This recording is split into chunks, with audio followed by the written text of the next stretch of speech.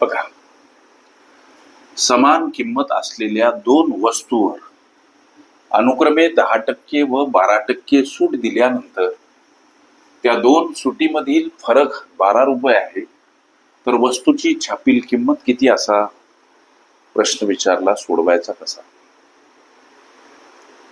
पहिली गोष्ट, वस्तूची छापील किंमत आम्ही यक्स समजली पाहिजे. वस्तूची छापील किंमत किती असा प्रश्न. छापील किंमत उदाहरणार्थ यक्स आहे असं गृहीत धरायचं, पुढे चलायचं. आता ज्या दोन सुटी दिल्या, लक्ष द्या, समान किंमत असलेल्या दोन वस्तूवर देण्यात आलेल्या सुटी 10% 12%. या दोन सुटीमधील फरक किती हो, तर 2%. हा सुटीतील फरक, देण्यात आलेल्या दोन सुटीतील फरक किती आहे, 2%. गणित म्हणते की दोन सुटीमधील फरक 12 रुपये आहे. वस्तूची छापील किंमत किती.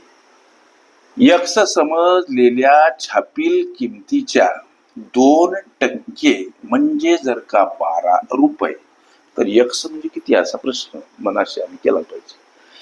यक्स गुणीला 2%ची व्यवहारी अपूर्णांकात मांडणी 200 समोर 12. लेकरांनो, यक्सला एकटं करा. या 12 कडे जाताना हा अपूर्णांक उलट्या स्वरूपात, म्हणजे छेदस्थानी असलेली संख्या अंशस्थानी असलेली संख्या छेदस्थानी. संख्या परस्पर विरुद्ध बाजूने जाताना अधिक असेल, वजा वजा असेल, अधिक गुणीला असेल, भागीला भागीला असेल, गुणीला. अंशस्थानी असेल छेदस्थानी, छेदस्थानी असेल अंशस्थानी मांडा. हे काही गणितीय गुणधर्म पाठ करा. आता यक्स बराबर काय, तर 6 गुणीला 100. यक्स बराबर हा गुणाकार 600 रुपये. हे यक्स काय, वस्तूची छापील किंमत किती यासाठी गृहीत धरलेलं चलपद 600 रुपये. हे या तुमच्या विचारल्या प्रश्नाचं लेकरांचं उत्तर. ओके.